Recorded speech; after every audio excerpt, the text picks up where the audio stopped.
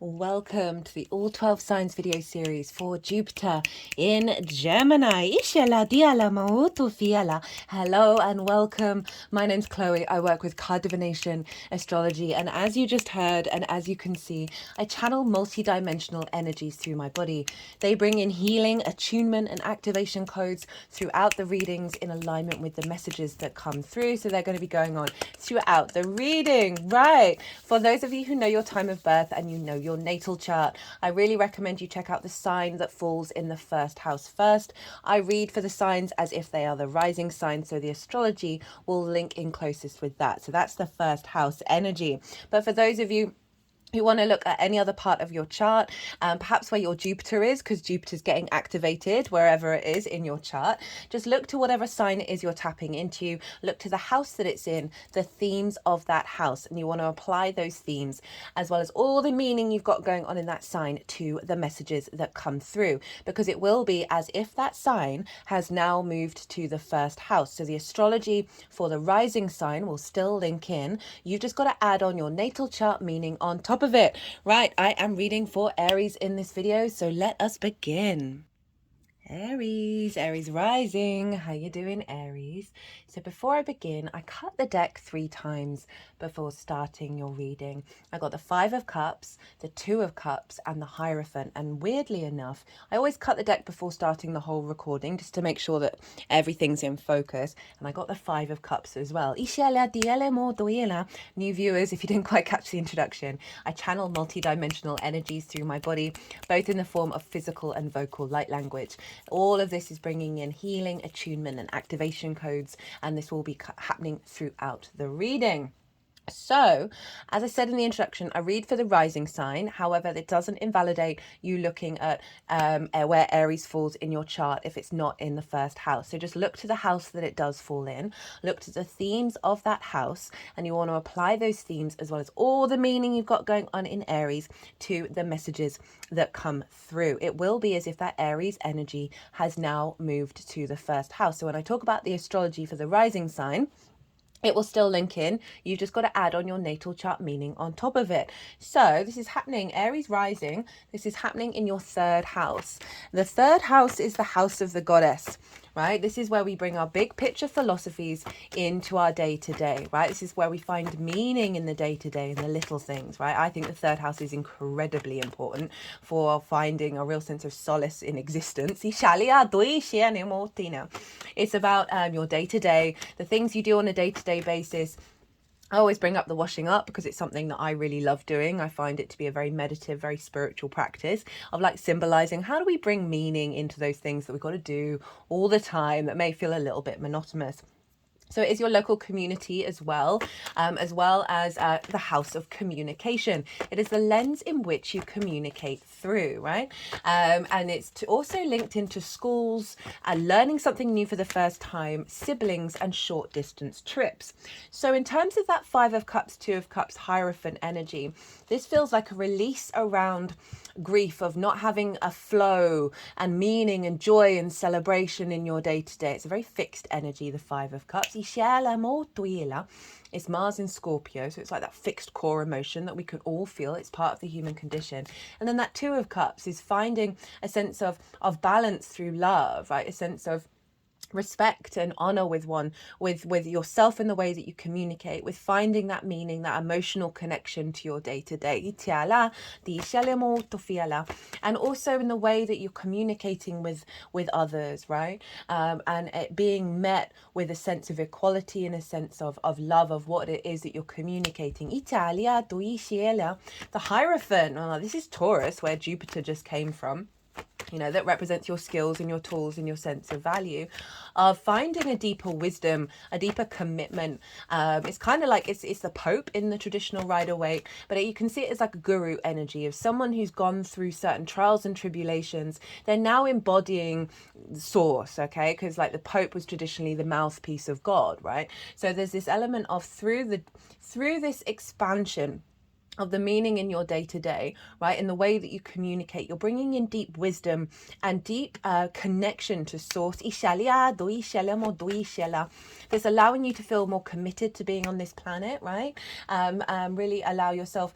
Also, if we think about the Hierophant is the only card in tarot where a figure is talking to other figures, so they're sharing information. So it's highlighting that level of communication that's being elevated here and bringing in deep wisdom and a sense of expansion around the receptivity of what it is that you're communicating. That doesn't just have to be talking, that can be anything. And if we think about Taurus as well, as I said, where Jupiter has just come from, of your skills and your tools, of you embodying that in a day-to-day, right? You finding the capacity to build on that second house of the refinement of your skills, of manifesting, right? And bringing in regular income, that this is being facilitated more in your environmental frequency, as well as the things that you're doing on a day-to-day basis. So it could see you enhancing those skills and finding the space to do so from a deeper place of commitment. I'm trying to link it into short distance trips. I could see you finding more love and exploration in your local community and finding a deeper sense of wisdom and spirituality in those trips that you go on. So I've done a collective reading. I did that today. Today I'm recording this on Thursday. This is the first Thursday after Jupiter's moved into Gemini. Thursday is Jupiter's day. The moon is in Pisces, which is traditionally ruled by Jupiter. So we've got a lot of Jupiterian energy going on right now. And that collective reading, I break down the overall energy of Jupiter in Gemini. I did some collective tarot and really got to expand some of the major aspects that Jupiter's making. This is to Chiron, Saturn, and Pluto. It is going to make aspects to personal planets such as Mercury, Mars, Venus, and the Sun and the Moon. But I really focused just on the main big energy that's going to permeate those more shorter transits that are still going to have an effect. And I may start doing a bit more community posts. I'm already starting to do some more also on my Instagram of transits that I'm not doing readings for, so you might get some more information there. I have written in the description box the dates and the degrees of this Jupiter transit, the retrograde, as well as the times around the bigger aspects that it's making to those Chiron, Saturn, and Pluto, as well as talk about the fact that a lot of this is involved with Saturn over in Pisces and the influence Jupiter's having on Pisces and Sagittarius, as well as expanding on the fact that Mercury is now ruling Jupiter. And so the Mercury transits are going to be really significant. I'm going to put in the description box the dates of the retrogrades. That's going to be in Leo and Sagittarius.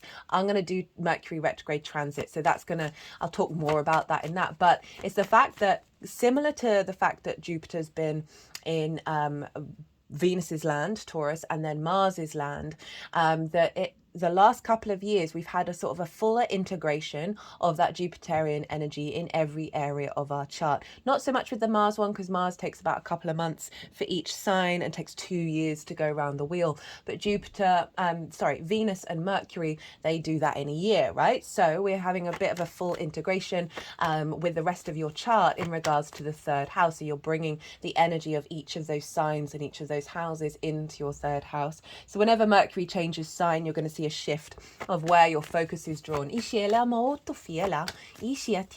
I really recommend, if you want a deeper understanding of what's going on with Jupiter and Gemini, check out that collective reading. These oracle cards, I always pull them before doing a transit.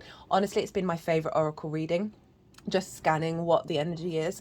That's going to be in its own reading when I finish this transit, that it was so in alignment with what had been coming up as I'd been meditating on Jupiter in Gemini, as well as observing both in my own life and the people that I've interacted with in the short time that Jupiter's been there. It's a once in every 12-year cycle. So I'm focusing on what sort of energy to harness and what to work with, because you're not going to have this again for another 12 years. I also talk about what Jupiter means as well in more detail in that collective reading. So This is all about your third house, Aries. Italia, Deutschland.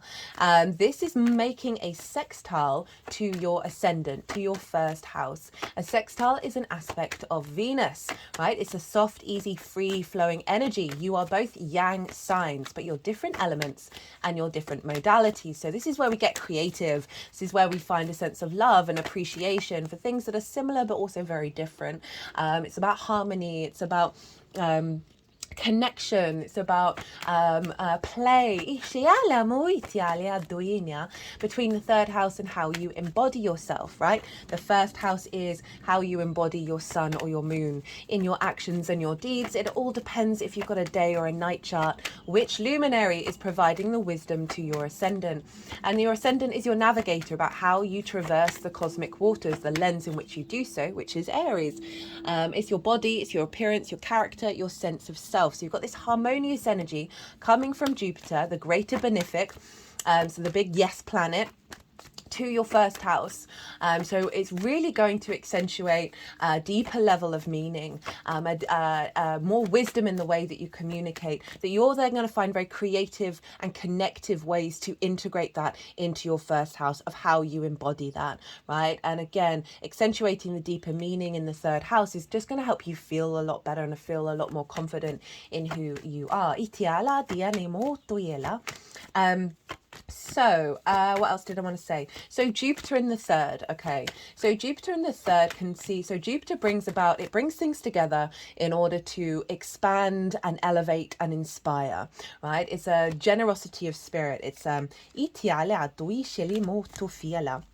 it brings a deeper sense of faith, and with that knowing comes a higher level of integrated confidence, right? The feel-good factor that Jupiter can bring, the generosity of spirit, the joviality, the sense of ease and expanding.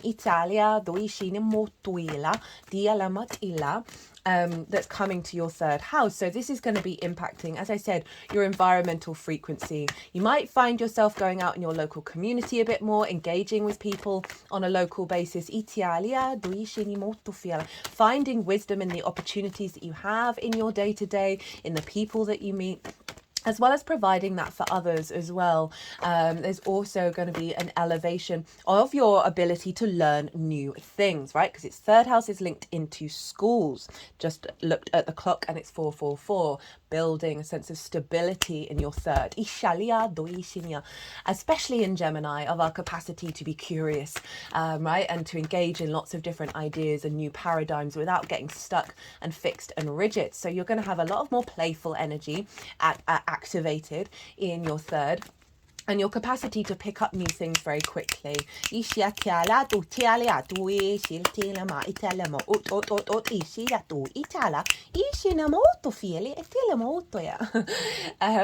What else is going to go on in the third? As I said, you might find more opportunities and more expansion and ease and abundance around traveling and going on short distance trips. That's going to give you a deeper level of wisdom and a deeper knowing and your connection to feeling good in the 3D world.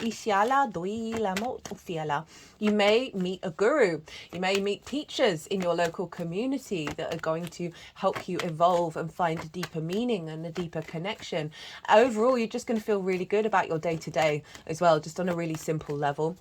That there's going to be an expansion here, right? If you want to write on a regular basis, write on a day-to-day basis, communicate, right? It's not just about speaking, it's about communication. Can be anything. But if you want to put in more energy towards that, you're going to have that. You're going to have a little bit more ease when it comes to tapping into that. I feel like meditating on a day-to-day basis, you can tap into the wisdom of Jupiter and that expansion. There's also more opportunities and a sense of luck that you're going to find on your day-to-day basis. Jupiter in Gemini has definitely heightened our capacity to tap into synchronicities. The way that I see the Gemini energy is like the neural network, right? And the capacity to create new neural pathways. But also, you know, when you get that zing, Italia, when you hear something, when you engage with something, those are going to get really heightened. We're going to be able to really access that quite quite hugely as well. Jupiter with Gemini, right? So Gemini in the third means you have the capacity to do lots and lots and lots of things on your day to day. However, this can lead to freeze. It can lead to burnout because we're like, oh my God, we've got all those plates spinning. I really like doing the AI art for the Sagittarius full moon. That transit's still live. It's going to be over the next 6 months, and it's the precursor to this transit because it was also involving Sagittarius and Gemini, even though Jupiter was still in the last degrees of Taurus. Speaking of, wait, no, let me finish that.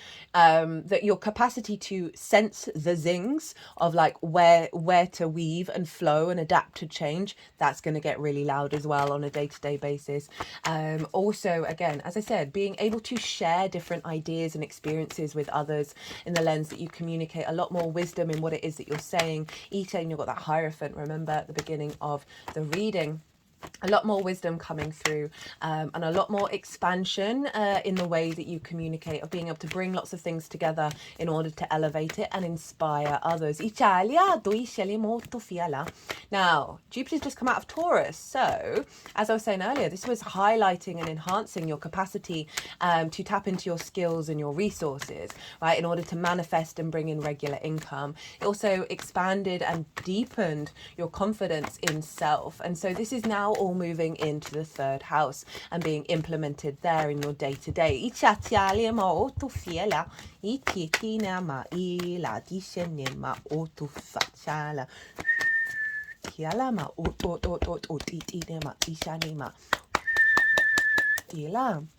So look to where your Jupiter is in your natal chart. Wherever Jupiter is in the house that it's in, with the themes of that house, those themes are going to be activated with this transit. So that can really help add on a sort of a personal level of how to work with this Jupiterian energy by drawing in those themes and being in an observation that those themes are playing a... Whoa. Can you hear that? That was probably the biggest thunder I've heard in a long time, which is very funny because Jupiter is often linked into thunder. Whoa. What was I saying? Yeah, those themes are going to play a part in what's unfolding in your third house, so you can really bring that in together with what's coming through in this general reading. If you want a personal reading based on your natal chart, to go a little deep dive even more into how this is affecting you on a personal level, my website is in the description box, and so my email address is on the website, so you can send me a line, and we can do a little deep dive on this. It's a very creative energy that you've got here.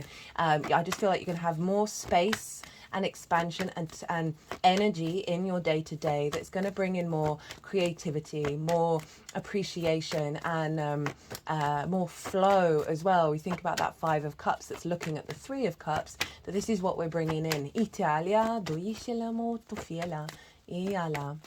So what else do I want to talk about? Well, so whatever's going on with the ruler of a sign is impacting the signs that it rules. So traditionally, Jupiter rules Sagittarius and Pisces. So Jupiter's going to be influencing those houses, and those houses, those themes, we can bring them into the work we do with Jupiter. The deck's been very specific with you, Aries.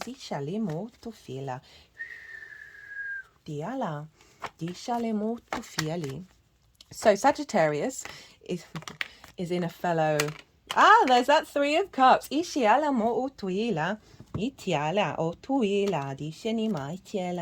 So Sagittarius is in a fellow fire sign, right? And this is in your 9th house of your perspective. So this is the opposite side of Gemini.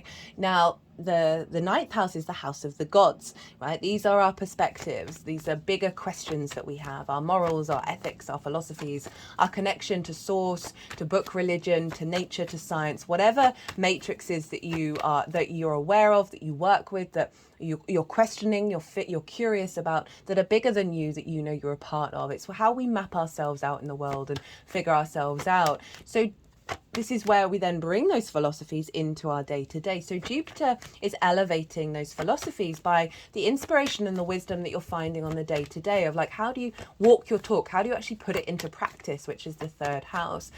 And so those themes also are linked into teaching and learning. It's more mastery of something, it's sharing perspectives.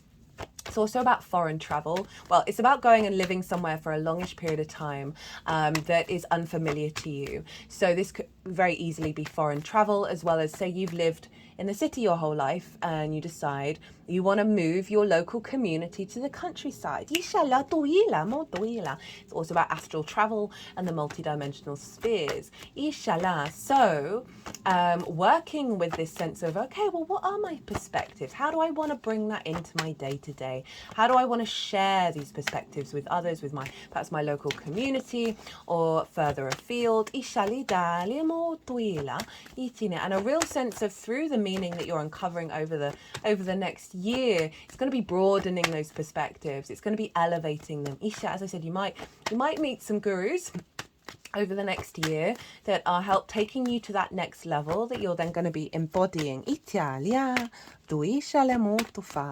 Now Pisces for you, Aries, is next door to you in your 12th house. This is your hidden house, your house of mysteries. Whoa, whoa, okay, right, whoa. Chinya. Oh, tui, chilia. Eight of Swords in reverse on the bottom of the deck. Just when the cards were being really specific, then you get half the major arcana come out, which is brilliant. What was I saying? Yeah, Pisces. So this is your hidden house, your house of mysteries. This can be quite a difficult house because it's hidden, it's behind the scenes, and it's the unconscious spaces. And so often in those unconscious spaces, we have trauma responses and limiting beliefs that form anxiety, depression, grief. That Five of Cups has come up as well. Loss and the Hierophant. In fact, have you got all... Oh, you haven't got the Two of Cups. It can highlight grief, isolation, loss, all of those things, right? But underneath all of that is the magic of your soul. Now, the 12th house can be very, very personal to you, but it can be very private and not necessarily integrated in the rest of the chart. I always say with clients, look to your 12th, try and integrate it. And you've got Saturn there. So Jupiter is influencing the 12th house from the 3rd house. So this can be, as I was saying, finding more meaning, finding more wisdom, more elevation in your day-to-day that is soothing the balm, right, of the old paradigms. Jupiter in Gemini has the vast capacity for us to connect the dots, connect the synchronicities in ways that we haven't been able to do in the last 12 years. We're elevating that. So this I can see as breaking out of old patterns on the day-to-day that is facilitating the healing over in the 12th. And also, again, that expansion energy of Jupiter drawing in the magic of your soul into the day-to-day. So Jupiter's influencing it by rulership, but also in a square with Saturn. And so Saturn loves being in the 12th regulars. You know, I've talked about this. It's its favourite place to be. And so you're really supported with a sort of a reincarnation of the 12th house.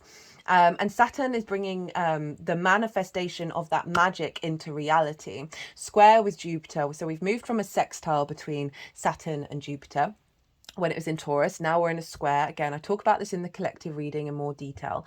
And a square can bring about conflict, drama, and frustration. But this is only in order for you to use those as tools as to figure out, well, how do you want to navigate that? What programming do you want to stick to?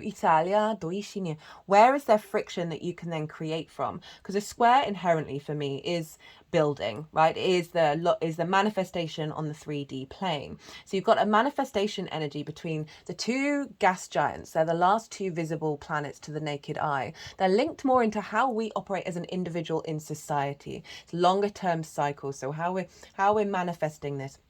And so this is the capacity of bringing that magic of your soul into your day-to-day and really nourishing the meaning behind it, right?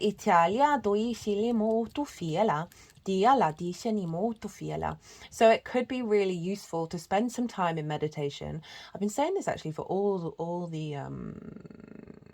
all the signs so far, which is interesting. It's obviously going to be a theme.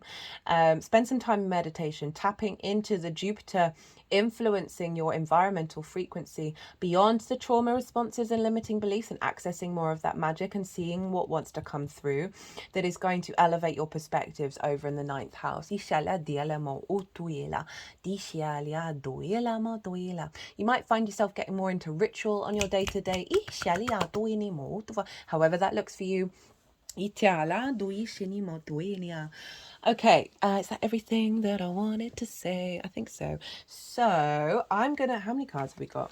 1, 2, 3, 4, 5, 6, 7, 8, 9, 10, 11. Okay, we've got 12 altogether.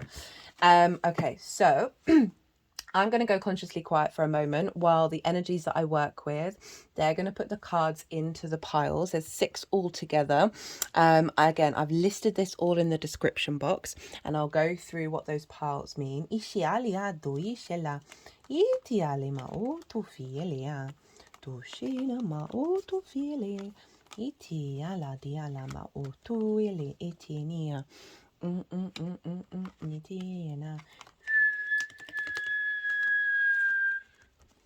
Titi alima itini ma utu ila iti ali atu iti ali atu shiala iti ali anama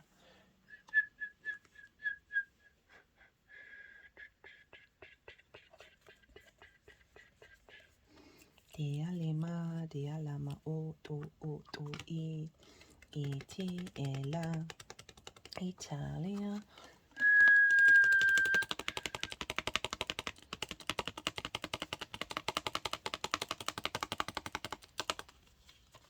Di ale ale ma u ele iala diala di alia di ali aduishi alama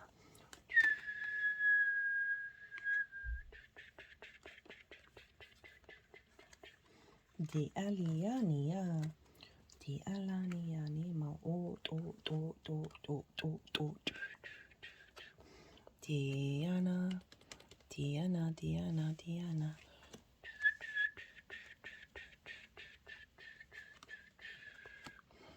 di enia do ishalima utufiela di enima ela do elia di ania do edini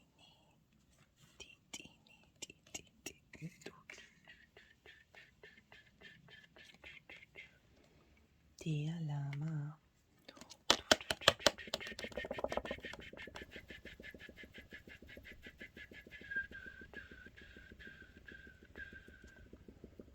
Diania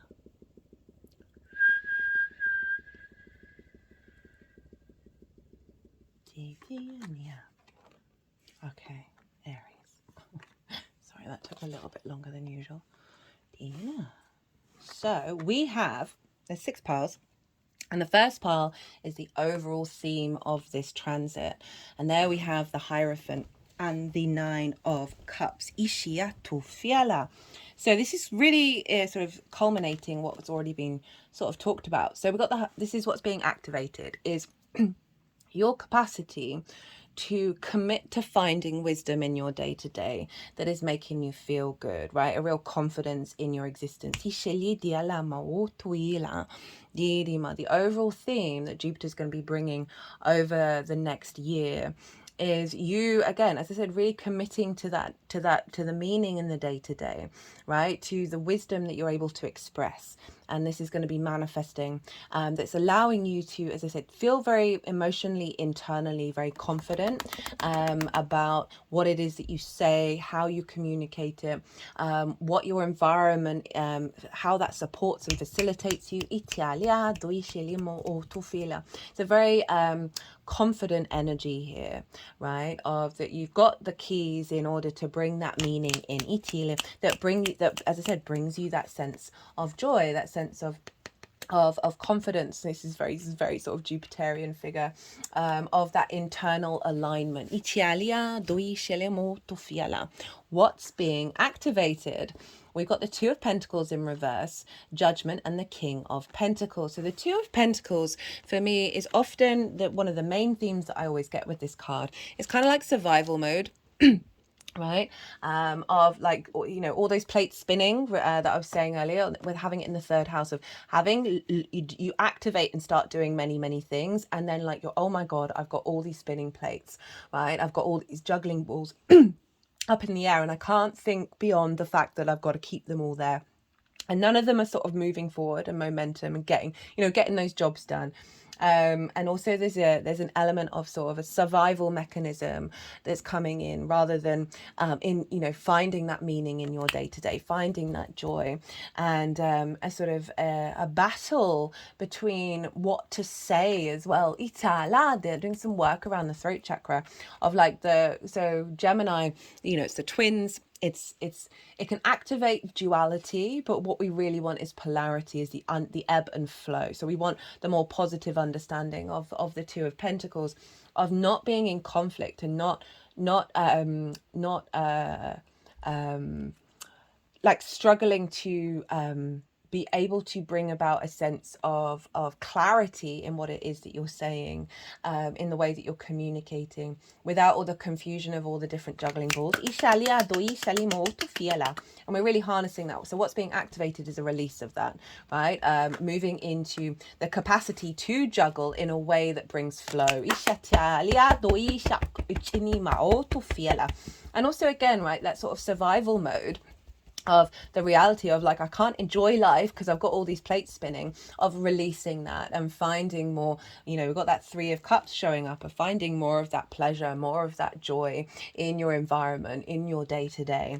And we've got it with Judgment and the King of Pentacles, and the Judgment following that Two of Pentacles in reverse is really saying, highlighting the ascension process that's being activated. This is Pluto, who's over in Aquarius, and at the moment Pluto and Jupiter are trine one another, and Aquarius for you is your hopes and your dreams, your friends, groups and alliances, as well as reaping the benefits from your 10th house. So there's something here about an activation of a cycle between Jupiter and Pluto that is bringing your capacity to take action around your hopes and your dreams in your day to day, as well as being able to communicate from an ascended place to friends, groups and alliances, and finding more benefits from your 10th house, which is your career or life purpose. Doesn't have to be monetarily, that then allows an elevation of meaning in your day to day, because this is about the, you know, see the dead here, they're grey, they're the color of wisdom, and there's a sense of, with the frequency of the angel, raising this up, right, raising any wounds, any grievances, making peace with things, and then being able to ascend and shift that energy beyond the mundane into a higher perspective. Also, if we just look at the word judgment, of bringing in better judgment in your day to day, that's activating the King of Pentacles, right? This is about bringing abundance, taking action around that, fertility, creativity, and really being sovereign in your nature, and enjoying the 3D realm, right? And seeing the harvest, seeing the abundance, rather than being in the survival mode. So this is what's being activated, and you can tap into that King of Pentacles of like, okay, well, how do I, and this abundance doesn't have to be monetary, it can be spiritual, it can bring in meaning and a real sense of nourishment to that through your actions. Italia, dushatili molto fiala. Itiala, and overall a cultivation of those perspectives and the magic of your soul, those unconscious responses that are helping you then, through your actions on your day-to-day, bring in more abundance, bring in more fertility rather than limitations. So the tools that you have, pretty powerful. We've got Leo and Aquarius. Excuse me. We've got Strength and the Star, and the tools that you have are to operate from a place of love and kindness, and through your own unique being. So it's about finding balance, and through balance we activate the generator of self, right? This is Leo's, your 5th house of your creation energy. So bringing that creative joy, that pleasure into your day-to-day from a very unique position. Because you see here we've got the animal instinctive energy as well as our higher self, and they are working together. They're not trying to dominate one another. They're in alignment with one another through love and kindness, through a sense of tenderness. So this is about bringing tenderness and a sense of vulnerability into your day-to-day to allow you to explore, okay, why am I not able to access these certain things? Jupiter's going to provide a lot of wisdom and support to help you on your evolutionary journey. And as I said, we've got the infinity symbol, and this is the power of the generation, like the generator, the generator of the infinity symbol is through that love and kindness that you're bringing into your day-to-day. So these are your tools to help access Jupiter in Gemini, is to see things in a playful, curious way. Trust in your instincts and your higher self. Maybe meditate on them working together. Italia, molto fiela. And reconnecting into your love of life, right? In the Aleister Crowley deck, the name for the strength card is lust, and lust means for the love of life, right? To really enjoy existence. This is how we're accessing it. And for you, that's in your 5th house of your creation energy, your joy, your pleasure, what sparks joy, basically. Italia, molto fiela. And then we got the star. So this is, there's a process of healing that's going on here with the star to help you recalibrate back to this and find the curiosity in life rather than the overwhelm. So the star, she is uniquely herself. She is unclothed. She is rid of masks. You know, we mask all the time. It's one of the things that I've had to navigate as I've shifted into a new frequency of observing when I do mask. It's not as often as when I used to, which used to be all the damn time, and that broke my soul. And so it's figuring out, okay, what masks are authentically you, right? That don't cover you up, that don't hide you. They're just another authentic part of self. And then when are there moments when you're masking that causes a disorientation in your day-to-day? And there may be moments, you know, there's a sense of going into isolation and figuring that out for yourself. Like maybe there's a community group where you're like, I'm not quite myself. I seem to embody something a bit alien to me. Italia, molto fiela. And so spend some time figuring that out and working with that. And the star is all about deep healing, and the way that we do that is tapping into our authenticity. And I can see this as you navigating a higher level of the way that you express yourself, that is being elevated right now, that's allowing more of your soul to come out. You know, this is also about hoping and dreaming. And so there's an element of through your journey, like accessing these tools over the next year, of being more authentically yourself. You know, this might be spending more time on a day-to-day basis in nature, and talk to the Great Mother and reconnect back to your soul. But it's also about galactic energy as well. But overall, there's a real sense of, through your authenticity, a real realignment with the truth of why you're here and what you're doing. You're going to find more meaning. You're going to find more vitality. And you're going to able to hope and dream in ways that are integrating this deeper meaning, this deeper perspective, without the blocks from over in the 12th house. Now, interestingly, we've got the challenge, which is the 6 of Wands. Now, this is all about... so what came through when I saw that it went in that space is working with the need to be recognized and validated, right? So this can bring up discordian energy about whether you're being heard, whether the work that you do on a day-to-day basis is being seen and appreciated, because this is the challenge, right? This figure has done a thing. They're now about to go and have a massive banquet. There's a victory wreath. There's a sense of recognition for the work that's been done and who they are. Now, I feel that Jupiter in the 3rd, with that Gemini energy and the perspectives in the 12th house, is helping you step out of the need for this. It's not that this isn't going to happen. It's just sometimes when we get a bit affronted if we don't feel seen, that can really twist our internal energy, right? And can really disrupt our energy field. So this being in the challenge is being able to keep doing what you do on a day-to-day basis without needing the validation, right? And as I said, it's not that it's not going to happen. It's just this is quite a core energy of stepping away from the entanglement it may have over your motivation on a day-to-day basis and the way that you communicate, right? So often, there's lots of voices going on, right? And that we might not be able to be heard. I'm also thinking about in terms of if you are interacting with others in your day-to-day that are embodying the Jupiter energy, and you might feel, well, I'm not being seen in that way. This is about really reorientating away, needing to hold the light, hold the spotlight.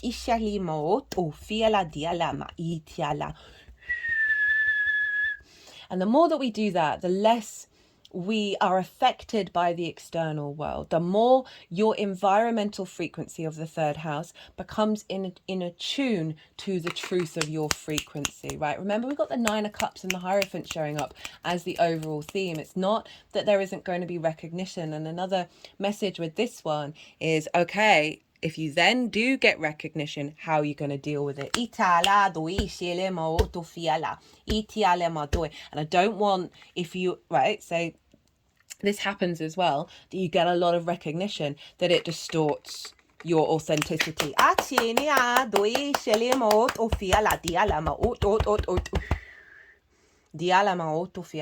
speaking kind of from my own practice of really spending a lot of time untangling where I have a need around connection to the outside world, that if I don't get that, affects my mood, affects what I do.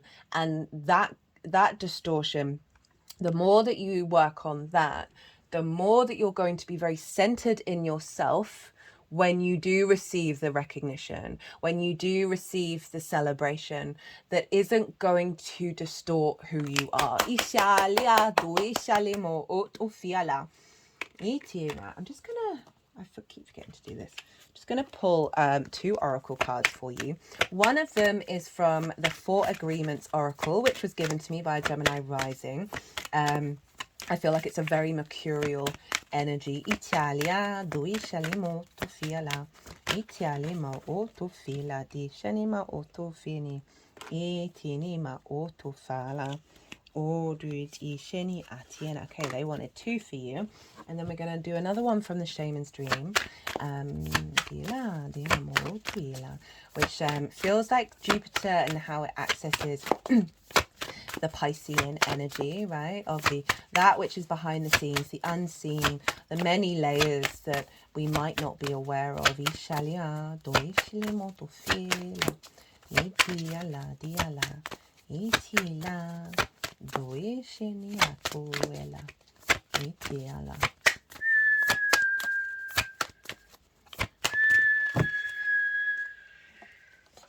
Oh, Tiana.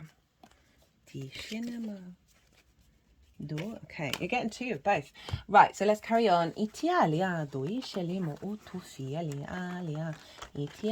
So, the opportunities that are involved with this Jupiter transit. We've got the 3 of Cups and the 10 of Pentacles.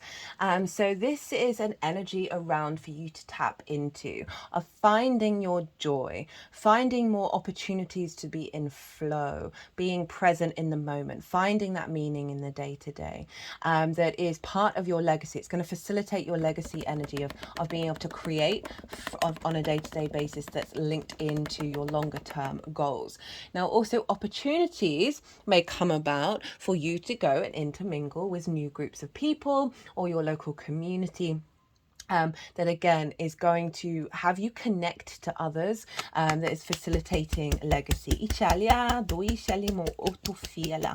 And there's going to be more opportunities of connecting with people. It might not be new people, could be friends, of just really cultivating a sense of, rather than the overwhelm, rather than the mundane of it all, I've got to do the washing up, of really finding those moments where you can bring the 3 of Cups into your life, and cultivate that energy, as well as, let me think, I can see this, okay, right, so there's the Birth of Venus tarot who I used to watch quite a lot, and she references this card as working with your spirit guides, with working with your guides, with that 12th house activation of finding the opportunity to connect to them and connect to the feeling of not being alone.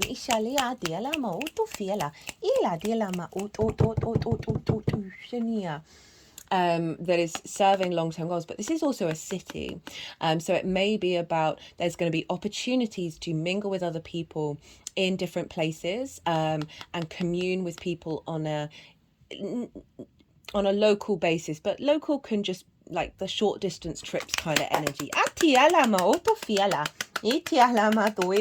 So a real active, and those short distance trips are really going to bring in this energy and work with it. So we've got the we've got the 8 of Swords with the 5 of Cups is what I feel. Well, I feel this is an overall energy. This is that 5 of Cups, right? This is what's being released. So we're releasing the lack, right? The stagnant energy of maybe there isn't flow, maybe there isn't abundance, or connecting with people on a like-minded basis. This is being released. And then we got the 8 of Swords. And this is about limitations of the mind, right? Constructs and ideas that feel like we're caged in. So the fact that this is showing up in reversing, you aren't going to feel like you're caged in the same way. There's more, whether that is on the mental sphere or on the physical realm, of more capacity to expand and roam. And again, limitations around blocking you finding that meaning, finding your true voice, and how you express yourself from this place of authenticity. Okay, so we've got always do your best. Do your best because you want to. You do your best when you are enjoying the action or doing it in a way that will not have negative repercussions for you. You do your best because you want to do it, not because you have to do it, not because you are trying to please the judge, and not because you are trying to please other people. Whoa, this really does sound like the meaning of the 3D, of the day-to-day, and re-navigating from that 5 of Cups to that 3 of Cups, of finding the opportunities on the day-to-day of like, I want to do the washing up, and just use the words that, like, Gemini's, obviously it's an air sign, of finding different ways of communicating with yourself on a day-to-day basis, right? Of that, and again, not trying to please other people or the judge in your head, which is getting back to the tools of strength, of love and kindness, as well as, and the more that you operate from that internally, and the more you are authentic, the more energy you're going to have. You know, it's amazing. It's making me think of, before you do something, you can say, this is going to be the best thing ever. I really want to do this. And honestly, the energy shift, right? Your mind is listening to the words that you say, that it has a vast capacity. And if you start implementing that on a day-to-day basis, woo! So the other card, be impeccable with your word, cultivate faith. So that's kind of what I was just saying, of like, be mindful of what it is that you're saying, not in a way that you then shame or blame yourself or any of that nonsense, but in a way of like being aware. Okay, if you wake up in the morning and go, oh, I've got all this list of chores to do, you're going to have that heaviness. You're going to go like late at night before you go to sleep, early in the morning, do a reframing. And faith, Jupiter's very much linked into faith, of having more knowing and confidence that things are going to unfold in alignment. To have great faith is to have great power, because your intent, your will is undivided. When your word isn't dissipated by doubt, there we go, the power of your word becomes even stronger. Now, Gemini energy, very mutable. It can flip flop, right? And that's, I love Gemini energy. I'm a big fan, and I love the fluidity of it. But make sure you're being playful. Make sure just say you have a goal that you want to do, and how do I phrase this, that you then go back on that goal, reframe how you then talk to yourself about the new goal. Like, say I needed to go back on this in order to activate the highest timeline, because none of us are perfect, right? And so there's a real sense of, being at peace with your experiences, but it's the framework around it. Ishalia doing it. I hope that made sense. Okay, so what have we got? We've got the spirit of the river.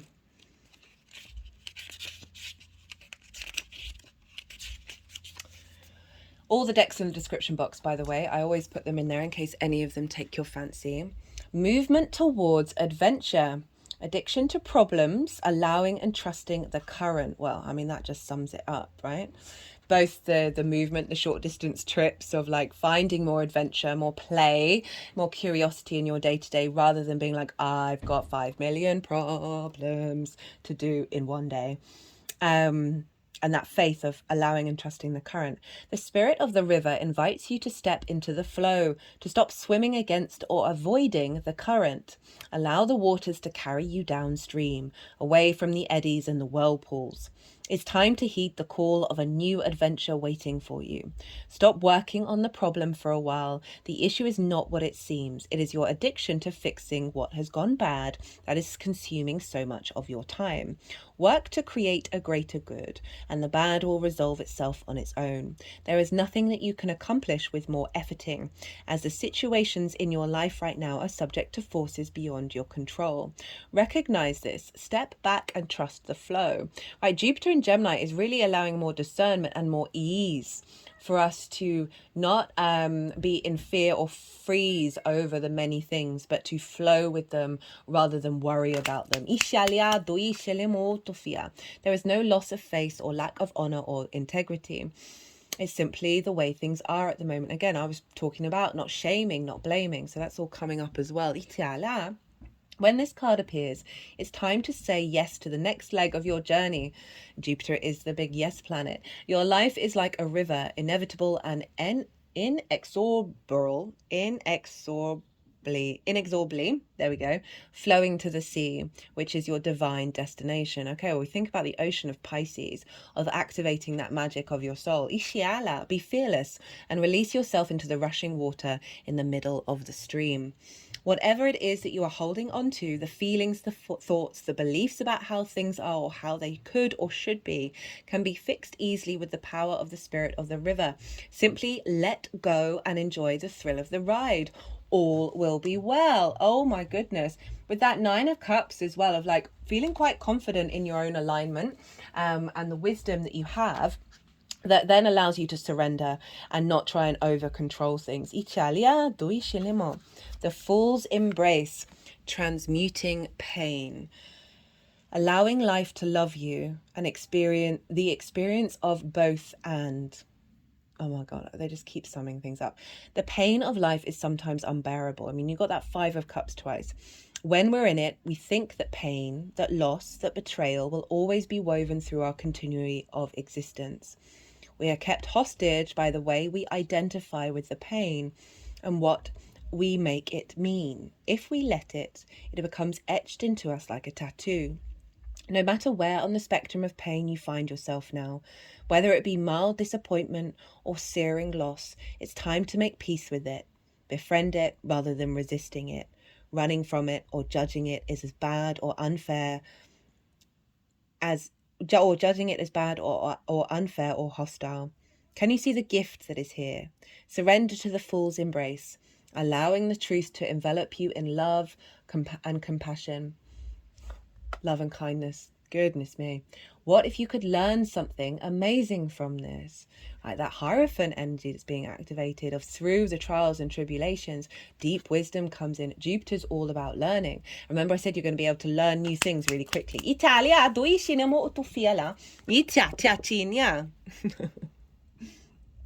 What is truly yours will not pass you by. Something better and perfect for you is waiting elsewhere. If you could come to terms with the liberation and freedom inherent in loss, your broken heart might open you up to a greater sense of humanity and compassion. As in the narrative of Tarot, the Fool will be at the beginning of your life's adventure, and at the end, so that's the movement towards adventure, and at the end, when you've integrated all the wisdom you've accumulated along the journey, he will never let you down or lie to you. He will, however, teach you how to revel in both the beauty and the desperation of life.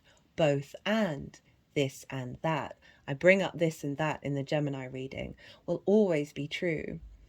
Remember, the pearl can't be created without the gritty sand causing discomfort and acting as a catalyst in the oyster. Your pearl is discovered in radical acceptance that everything has value. All is well now and will be well. Remember that today as you feel the fool's embrace. Whoa, Aries. That is damn powerful. Yeah, it's kind of tying all those ends in. I was talking about the less we are, finding the wisdom in everything comes from this place of internal power, and the acceptance of what is going on, rather than regret and shoulda, woulda, coulda, and if only it was this and if only it was that, and all of that. With that Six of Wands, of like, if the less we entangle ourselves with the expectation around engagement or recognition, the more that we're centered, and I don't know if I quite expressed it this way, but the more that we're centered, because this is a journey that I've been on, the more that we center ourselves where we are strong in our own power, that anything that is going on around us doesn't distort that energy. We are fully embodying our frequency, and we are all the frequency of the Fool. And the Fool came up in the collective reading of seeing life, the good, the bad, and the ugly, from a place of curiosity. Okay, I'm going to leave it at that, Aries. Oh my goodness, the longest reading so far. I hope you enjoyed this video. I certainly did. That was an honor and a privilege to read for you, as always. If you like this video, it would bring me great joy if you hit that like button. It also helps the algorithm. Facts are facts. As I said earlier, if you want a personal reading, doesn't have to be about this transit, can be about absolutely anything. I have a Virgo sun, so I love to facilitate the client. My website's in the description box. My email address is on the website. Send me a line, let me know the context, and we'll figure something out. Other than that, Aries, be good to yourselves, be good to those around you, and most importantly, be well until we meet again.